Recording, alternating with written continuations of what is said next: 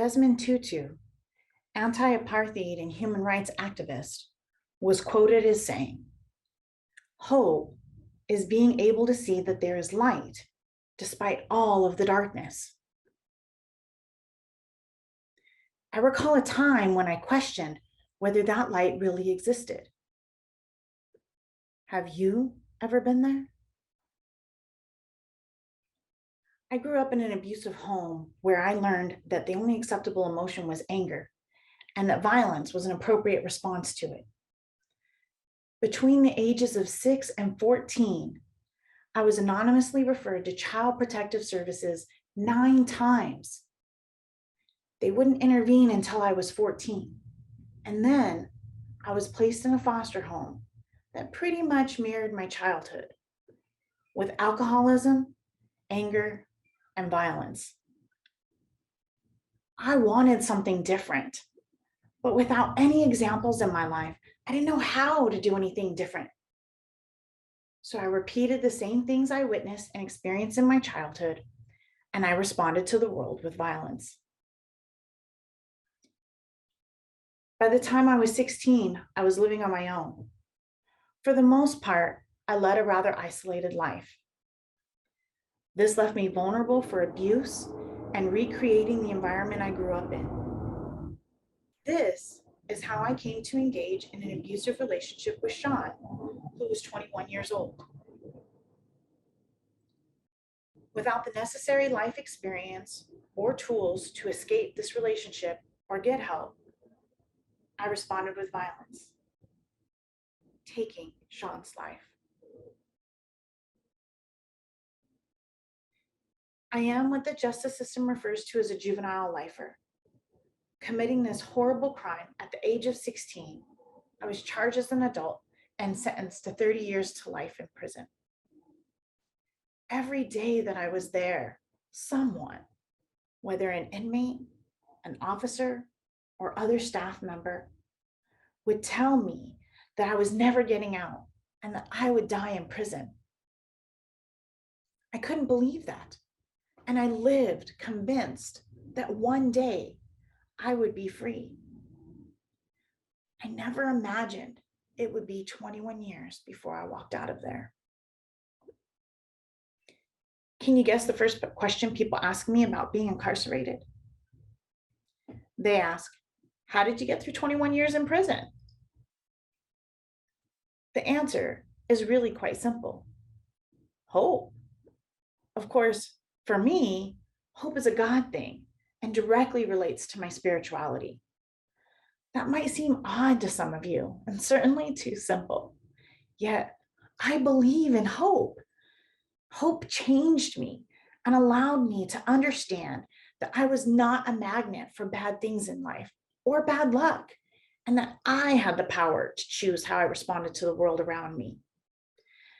I'm not talking about hope in the way we see hope in society today. You see, people have become desensitized to the power of words like hope. People hope to win the lottery. They hope for good weather on the weekends. They definitely hope for good traffic on the way home. Small, inconsequential things that definitely impact our daily lives. However, this is not real hope. I am talking about a profound, powerful, mountain-moving hope. This is what I believe in. What has taken place in society is that we've spent much of our life hoping for these little mundane things that certainly bring a little joy and comfort, that we become afraid to hope for the big things in life, the real things. We are suddenly afraid to use hope or rely on hope for the serious things, like cancer, life sentences, the loss of a loved one. We convinced ourselves that we've already spent the hope that we have on traffic and good weather, as if there is a limit to God-given hope. If people understood the true power of hope and what hope could bring to their lives, they would overcome fears. They would reduce stress, and they could conquer those feelings of hopelessness and helplessness when the big things come their way. Believe me, those big things are coming. Whether you experience it directly or through a loved one, life brings difficulty. Jesus said it only takes a mustard seed size faith to move into that mountain moving hope. It is not just a word, but action, a belief, a lifestyle, even. Every day throughout my incarceration, I was told to look around and get used to what I saw because it was the last thing I would ever see. But I refused to accept that dying in prison would be my reality. It was my hope that sustained me in more ways than I can express. Has anyone seen the movie, The Shawshank Redemption? It's one of my favorite films, and not only because it tells the story of lifers. Particularly the scene where Andy and Red are talking on the yard, and Andy says to Red, "Hope is a good thing, maybe even the best of things, and no good thing ever dies." Only in hindsight would I know and understand the life-saving power of those words. By the way, prison really is as dark and horrible as depicted in that film, rife with abuse and violence, sprinkled with a few moments of joy. So how did I maintain hope throughout those 21 years? My hope remained steadfast because of a seed that was planted by an angel the night of my arrest. Does anyone here believe in angels? After my arrest and admission, prior to housing me, the receiving staff said that I would have to speak to the officer of the day.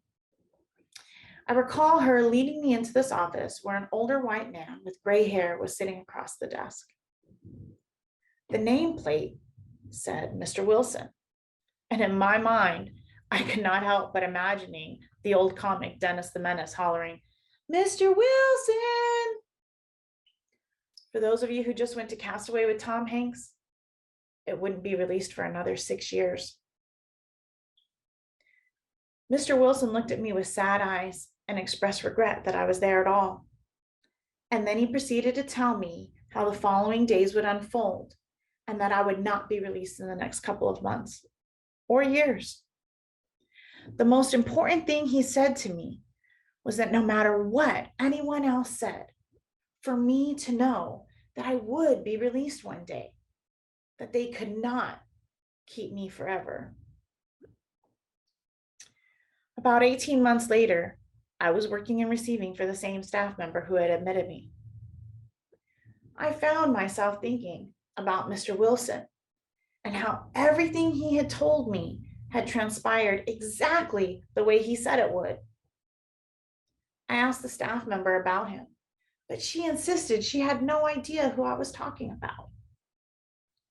I reminded her of the night I was admitted and even took her to the office where I met Mr. Wilson.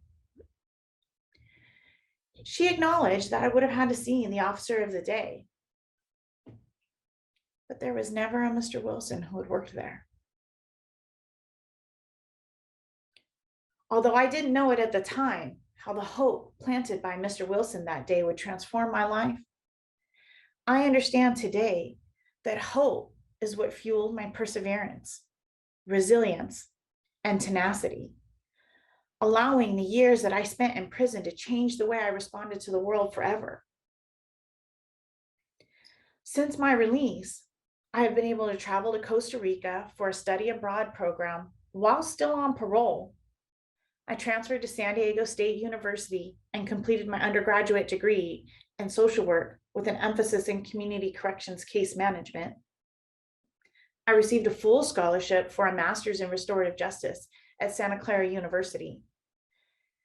I have become certified in victim offender dialogues and restorative practices, and I have been able to return to the women's prisons in California as a guest speaker and a visitor.